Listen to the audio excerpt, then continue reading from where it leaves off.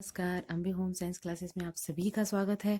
तो आज मैं आप लोगों के लिए 50 महत्वपूर्ण प्रश्न लेके आई हूँ जो आपके टीजीटी, पीजीटी, एलटी ग्रेड और बोर्ड परीक्षाओं के लिए बहुत ही महत्वपूर्ण है। तो आइए देखते हैं हमारा पहला प्रश्न क्या है।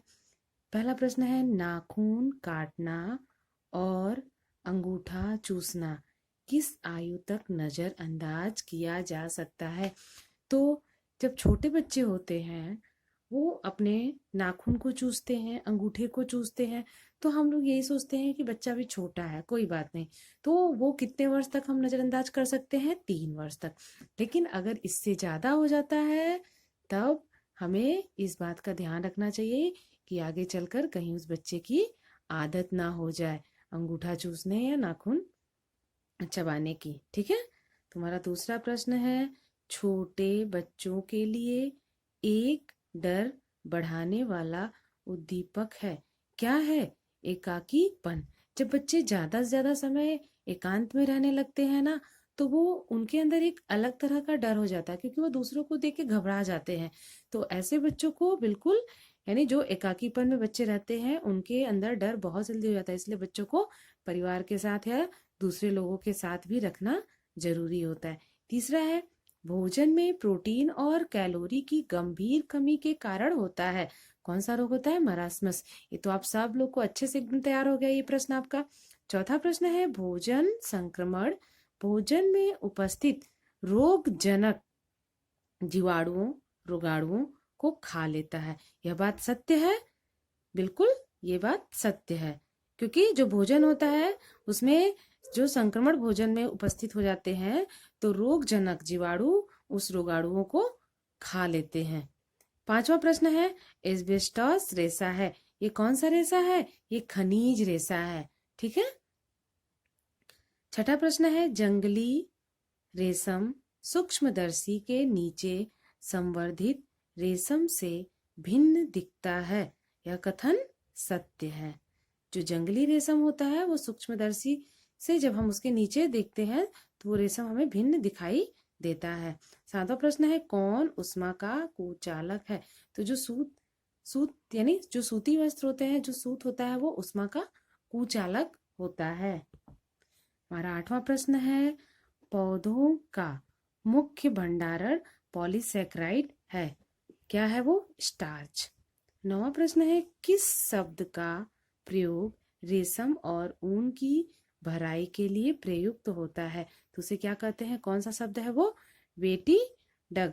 वो शब्द कौन सा है? वेटी डग।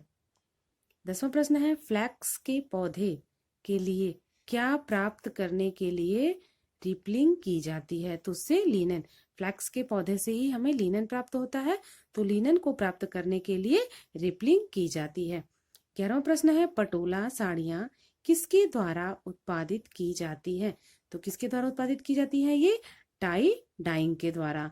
पटोला साड़ियां जो है वो टाई डाइंग के द्वारा उत्पादित की जाती है। 12वां प्रश्न है, कौन बालक को पहला ढालने वाला मोल्डर है? तो पहला मोल्डर कौन है? परिवार।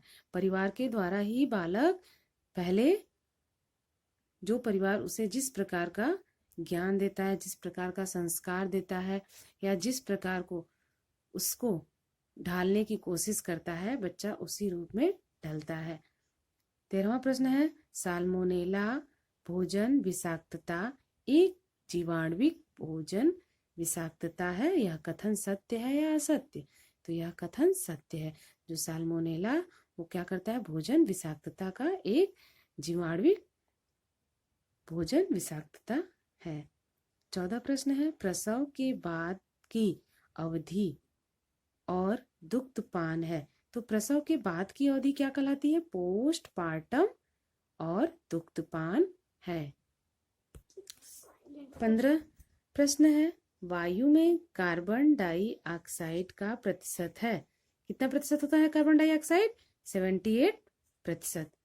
16 प्रश्न है, मजदूर वर्ग किस पर सर्वाधिक व्यय करता है?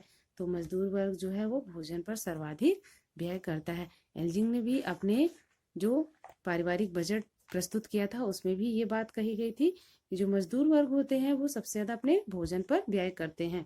17वां प्रश्न है बाल मनोविज्ञान संबंधी शोध शुरू किए गए किस वर्ष में? 1930 में। 18वां प्रश्न है दूध का खमीरी उत्पादन क्या है? दूध का खमीरी उत्पादन पनीर है, न कि घी या मक्खन। तो दूध का खमीरी उत्पादन पनीर है। 19वां प्रश्न है पारकर के अनुसार आराम मानव व्यवहार का प्रेरणा मूल्य है, यह कथन सत्य है।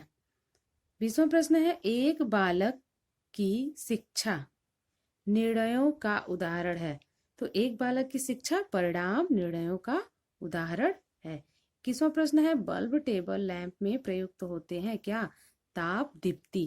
ताप दीप्ति जो है वो बल्ब टेबल लैंप में प्रयुक्त होते हैं। 22वां प्रश्न है 8वें हफ्ते से जन्म तक भ्रूण क्या कहलाता है? तो 8वें हफ्ते से जन्म तक का जो भ्रूण होता है वो फीटस कहलाता है। 23वां प्रश्न है मानव दूध के 100 मिली में कितना ग्राम प्रोटीन होता है? तो 1.1 ग्राम। 24 प्रश्न है विशिष्ट पदार्थ के प्रति ऊतकों की प्रतिक्रिया क्या कहलाती है? तो वो एलर्जी कहलाती है। 25वां प्रश्न है कश्मीर एम्ब्रॉयडरी को क्या कहते हैं? तो उसे कश्मीरी एम्ब्रॉयडरी को पश्मीना कहते हैं। 26वां प्रश्न है वायु का मुख्य निष्क्रिय गैस है, कौन सा गैस है वो? Carbon dioxide. 27वां प्रश्न है शौचालय की नाली की प्रतिदिन किस पदार्थ से सफाई होनी चाहिए? तो फिनाइल से। 28वां प्रश्न है रुधिर परिसंचरण की खोज करने वाला प्रथम वैज्ञानिक था, कौन था वो? William Harvey. 29वां प्रश्न है शरीर के निर्माण विकास एवं वृद्धि में निम्नलिखित में से किसका मुख्य योगदान होता है? तो जो शरीर का निर्माण करता है, विकास करता है, वृद्धि करता है वो कौन करता है? वो प्रोटीन करता है। न तो विटामिन करता है, न खनिज लवण करता है, न वसा करता है, न कार्बोहाइड्रेट, क्योंकि कार्बोहाइड्रेट और वसा से हमें ऊर्जा मिलती है और खनिज लवण और विटामिन जो है वो रोग प्रतिरोधक क्षमता को बढ़ाता है। 30वां प्रश्न है अचल संधि शरीर में कहाँ पाई जाती है? तो यह कपाल में पाई जाती है। 31वां प्रश्न है मनुष्य की श्वास नलिका की दीवार बनी होती है, किस आकार की बनी होती है? तो वो सी के आकार की उपास्थि की बनी होती है। 32वां प्रश्न है कुष्ठ रोग के जीवाणु को कहते हैं, क्या कहते हैं? Mycobacterium leprae. क्या कहते हैं? Mycobacterium leprae. 33वां प्रश्न है नवजात शिशु के लिए क्या उत्तम है? तो नवजात शिशु के लिए कोलेस्ट्रम उत्तम है। 34वां प्रश्न है और ये कोलेस्ट्रम क्या है? माँ का जो पहले दूसरे और तीसरे दिन जो दूध निकलता है उसमें कोलेस्ट्रम की मात्रा पाई जाती है और जो कि शिशु के लिए एक उत्तम आहार माना जाता है। 34 प्रश्न है अग्नाशय रस में नहीं पाया जाता, क्या नहीं पाया जाता है? अग्नाशय रस में टायलिन नहीं पाया जाता है और जो टायलिन होता है वो तो नहीं पाया जाता, लेकिन एमाइलॉप्सिन, स्टीएप्सिन और ट्रिप्सिन पाया जाता है। 35 प्रश्न है रुधिर की शुद्धि किस अंग में होती है? तो रुधिर की शुद्धि फेफड़े में होती है। 36 प्रश्न है पर्यावरण दिवस कब मनाया जाता है? ये तो आप सबको आता है ना, पर्यावरण दिवस 5 जून को मनाया जाता है। 37 प्रश्न है भारतीय परिवार नियोजन संस्था का गठन कब हुआ था? तो यह सन 1951 में हुआ था। 38 प्रश्न है टोकोफेरॉल है, टोकोफेरॉल क्या है? विटामिन ई है।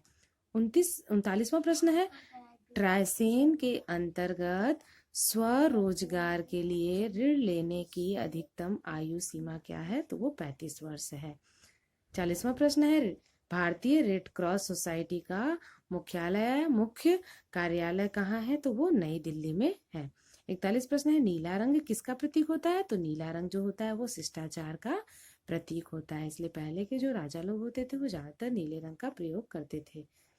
42 प्रश्न है सप्रेटा है, यह क्या है? वसा रहित दूध है। 43 प्रश्न है बालों का निर्माण किस प्रोटीन से होता है? तो बालों का निर्माण जो है वो कैरेटीन नामक प्रोटीन से होता है। 44वां प्रश्न है नपुंसकता की उपयोगी विटामिन है? Vitamin E. 45 प्रश्न है कोको में कौन सा एल्कोलाइट होता है? तो थ्रियोब्रोमीन। 46 प्रश्न है रक्त का थक्का नहीं बन पाता है? तो विटामिन के की कमी के कारण। 47 प्रश्न है ऊर्जा की इकाई है कैलोरी। 48वां प्रश्न है, जनसंख्या दिवस कब मनाया जाता है? तो 11 जुलाई को। 49 प्रश्न है, 6 माह तक के शिशु को कितनी ऊर्जा की